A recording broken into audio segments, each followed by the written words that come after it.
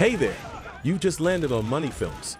If you're digging what you see, give us a thumbs up, hit that subscribe button, and ring the bell so you won't miss out on any updates.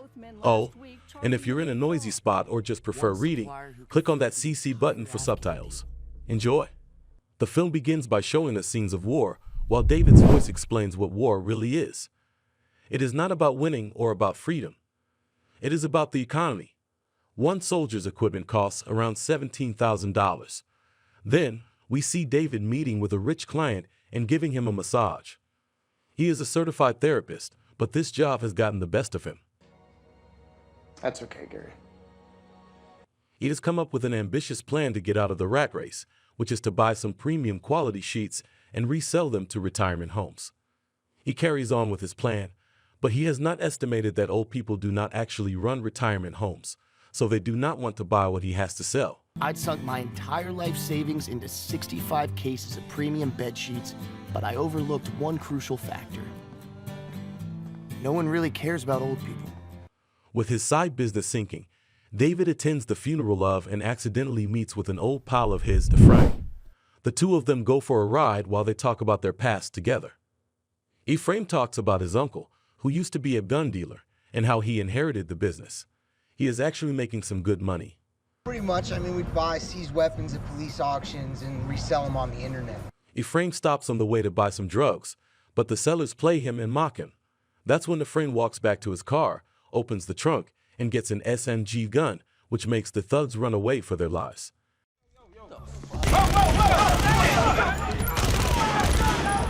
Later, David returns to his house and wife, where a bunch of boxes indicate he has bought too many premium bedsheets.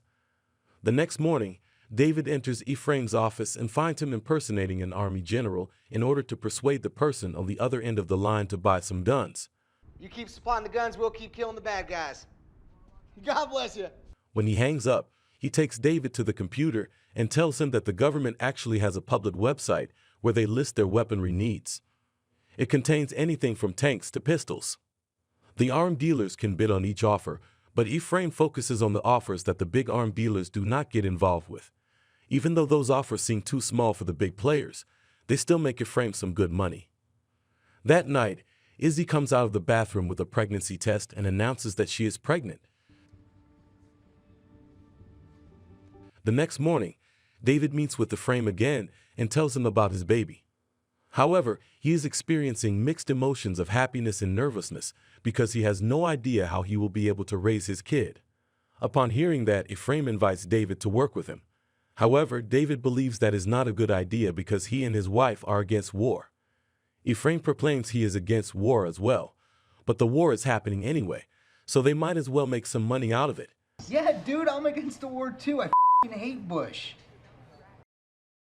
David agrees to work with him, but conceals the truth from his wife. He tells her that Ephraim has some connections in the government, and they are going to sell bedsheets to the military. The two friends soon land a good deal, and they are supposed to send some Beretta pistols to Iraq. An American general calls David to make sure their deal will play through. David assures him they will get their weapons in time because they will be sent via Italy, but he neglects that Italy passed a law 1 week ago and they stopped allowing weapon transfer from their country to Iraq. David informs Ephraim about that setback, but the latter has already come up with a solution. He says they will send the Berettas to Iraq through Jordan. That night, David and Izzy are having dinner with some friends when Ephraim crashes in. Sis. There is an emergency situation, and he wants to speak to David. Once they step outside, Ephraim reveals that the customs in Jordan blocked the Berettas. The army general calls them and is really angry at them, saying that he will cancel the contract. Ephraim begs him not to because that would mean his company will never be able to make another deal, but the general hangs up.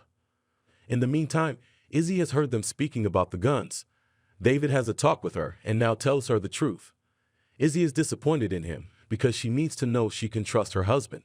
Hey, sorry to interrupt. Their conversation is interrupted by Ephraim, who tells David to get his passport because they are going to Jordan. Soon, they meet with a smuggler and pay him in order to help them out. After 3 days, the smuggler brings them their guns, which he has retrieved from the customs.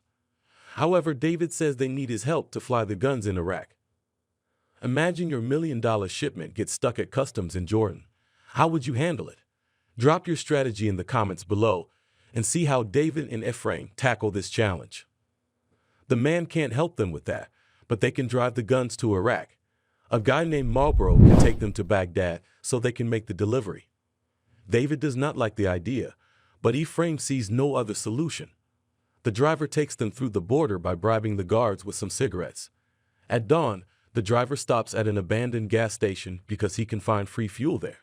While Ephraim steps out of the truck, David sees through the window that two hostile trucks are approaching them. Ephraim! He yells to Ephraim to come back in, and the two of them drive away. The driver runs behind them with a can of gas and manages to jump in the truck. While he fuels the truck on the move, the hostile vehicles are catching up with him. Thankfully, a military helicopter and several vehicles are coming from the opposite direction, and they force the hostile vehicles to retreat. That was a close call on the road to Iraq. Have you ever faced an unexpected challenge that required quick thinking? Share your story in the comments and see how our duo manages to escape. Soon, the group makes it to the military camp, and they deliver the guns to the general, who now admits that they have some balls. Following this deal, the company continues to perform well. David buys a new house while Izzy gives birth to his daughter. That gave us enough capital to pursue more deals and expand the company. One night, Ephraim comes to David's house and shows him a request for 100 million AK-47 bullets. This deal is named the Afghan deal, and many dealers want to get their hands on it. To maximize their chances of winning the bidding battle, Ephraim and David attend a conference in Las Vegas. Sadly, they realize this deal is way too big for them. Even if they manage to pull the supply together, they need too many permits in order to be able to carry it on and deliver. Despite all of that, David is lucky enough to meet a big player in the game named Henry. He bangs on Ephraim's door and forces him to go to the bar and meet Henry. Henry is willing to fulfill the whole Afghan deal, but Ephraim wonders why he is not grabbing the deal for himself. Henry reveals he can't do that because he has been banned from doing business with the American government. He is on a terrorist blacklist. Ephraim asks him about the 100 million AK bullets, and Henry replies he can get them from Albania, a small European country. They have been stocking bullets for a war that never came. They now want to enter NATO, so they are literally destroying the bullets. One supplier who could fill the entire Afghan deal. Ephraim and David discuss the matter privately. The next morning, they knock on Henry's door, and they tell him they agreed to work with him. However, they want to see the merchandise with their own eyes. Henry tells them that is not a problem and sets them up for a trip to Albania. Soon, the two gun dealers meet with some army officers in a warehouse in Albania. That warehouse is huge, and there is much ammunition in there to start a war.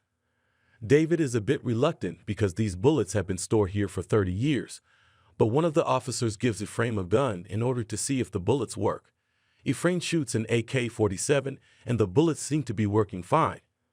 They f***ing worked. Blue skies from pain. Then, they return back to America to place a bid on the Afghan deal.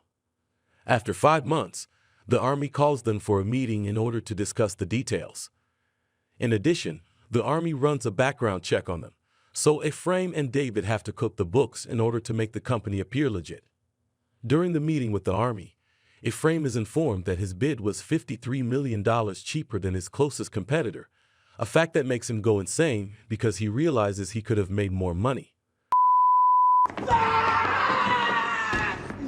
David's situation takes a turn for the worse when Izzy discovers that he has been in Iraq. After she takes the baby and leaves, David has to fly back to Albania to oversee the transfer of the bullets. However, he realizes these bullets are from China, meaning the American military will never accept them. Ephraim flies to Albania as well and turns the disaster into an opportunity. He suggests they just put the bullets in other packages and not mention their origin. Not only is that a good solution, but the bullets are also placed in lighter carton boxes. Ephraim and David now make more money by reducing the number of flights needed to transfer bullets. Repackaging old ammunition for a big deal is risky business. What would you do in David and Ephraim's shoes? Let's hear your take in the comments.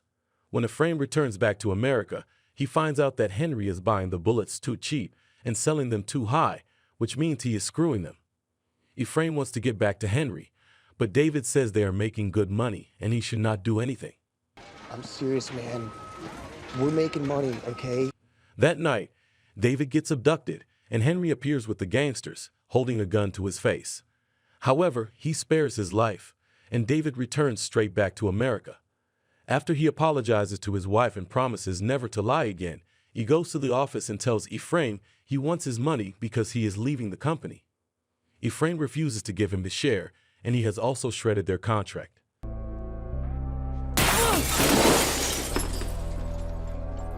In the meantime, the Albanian guy who was orchestrating the repackaging has not been paid, and he calls the Pentagon to report a crime. Eventually, Ephraim and David are apprehended by the FBI, and they are left penniless. Federal agents arrested both men last week, charging them with fraud. A few months later, David works as a massage therapist again, and his next client is Henry. Henry thanks him for not mentioning his name in his statement and offers David a briefcase full of money as compensation. David and Ephraim's story in the movie shows the risks of chasing money without thinking about what's right. They start selling weapons because they need cash, but things get complicated. The film tells us about the dangers of quick money, lying, and dealing with big challenges. It makes us think about the line between making money and staying true to ourselves. Thanks for tuning in. Catch you in the next one.